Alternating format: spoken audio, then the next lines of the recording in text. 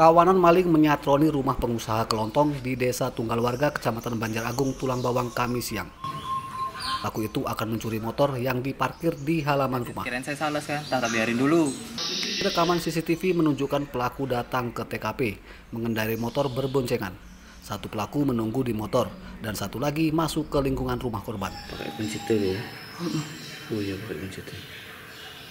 Saat pelaku akan merusak kontak motor dipergoki korban, dua maling itu lari tunggang langgang saat diteriaki dan dikejar korban. Kirain saya salah kan, tak biarin dulu. Kirain saya salah kan, biar kemana nanti biar masuk. Nggak taunya dia masuk ngeluarin kunci T dan deketin motor. Nah, terus aku dari dalam itu refleks lah, teriak itu, maling, gue bilang, terus keluar semua. Dia langsung lari, dia sambil nunjukin aku gitu, terus dia lari. Pencurian motor tidak dilaporkan korban ke polisi, alasannya motornya selamat dari pencurian. Korban meminta polisi meningkatkan intensitas patroli hingga ke desa-desa supaya pencurian motor dapat dicegah. Mustaqim melaporkan dari Tulang Bawang.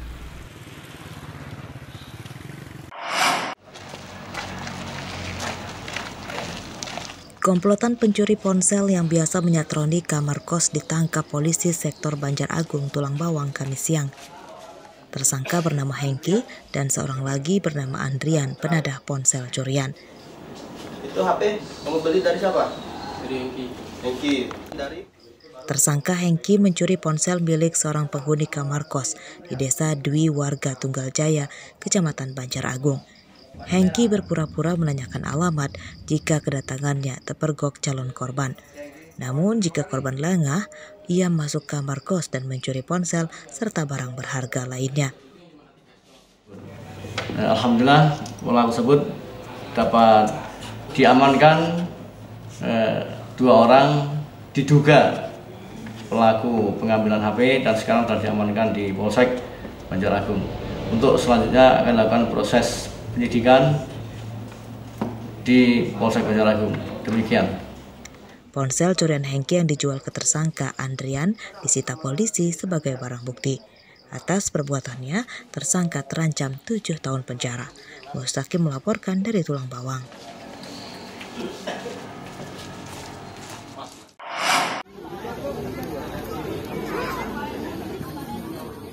Jumlah korban tewas akibat banjir di 3 kecamatan di Lampung Selatan berjumlah 4 orang. Seluruh korban telah ditemukan dan dimakamkan.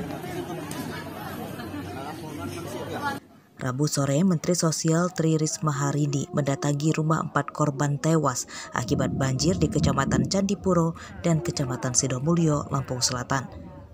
Menteri Sosial memberikan uang santunan bagi masing-masing keluarga korban sebesar 15 juta. Menteri Sosial juga mendistribusikan bantuan bagi korban banjir lainnya berupa selimut, peralatan untuk memasak, serta sembako. Pada kunjungannya ini, Menteri Sosial meminta Bupati dan Ketua DPRD Lampung Selatan segera mencari solusi agar banjir tidak terulang lagi. Ini makanan siap saji, memberikan santunan sesuai tupoksi kami di Kementerian Sosial meninggal 15 juta. Tadi sudah kita serahkan di 2 kakak lewat Pak Indro DPR RI dan Bupati. Nah, kemudian yang berikutnya kita berikan santunan untuk keluarga yang korban. Itu meliputi ada kebutuhan sehari-hari, ada makanan ini, kemudian ada selimut, peralatan dapur, peralatan makan. Depannya menyelesaikan masalah-masalah pengobatan ada musibah di Kabupaten Lampung Selatan. Kalau untuk terkait infrastrukturnya Pak Bupati yang infrastruktur juga bisa kita sudah melakukan itu. Jadi Bu Menteri juga tadi sudah memberikan suatu masukan bisa untuk dimasukkan dalam hal untuk bantuan-bantuan dari Dinas Sosial. Banjir besar di Lampung Selatan merendam ratusan rumah di Kecamatan Sidomulyo, Candipuro, dan Seragih pada 27 Oktober lalu dan kini sudah surut. Banjir menewaskan 4 orang. 2 korban berasal dari Desa Sukamaju, Kecamatan Sidomulyo, bernama Halimah, remaja putri 14 tahun, dan adiknya Romlah berusia 12 tahun.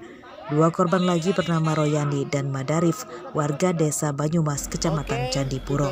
Aris Susanto melaporkan dari Lampung Selatan.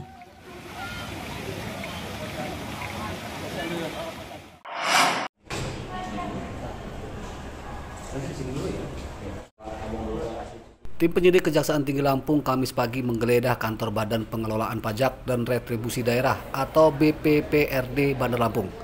Penggeledahan terkait pengusutan dugaan korupsi retribusi sampah di Dinas Lingkungan Hidup Bandar Lampung. Pada penggeledahan ini, penyidik Kejati Lampung menyita sejumlah dokumen terkait pelaporan setoran uang retribusi sampah ke kantor BPPRD dari tahun 2019 hingga 2021. Selaku Kepala Badan, difasilitasi oleh beliau, kami mencek dan mencari dokumen-dokumen yang kami perlukan dalam proses penguatan pembuktian dalam penyidikan tindak pidana korupsi di Dinas Lingkungan Hidup.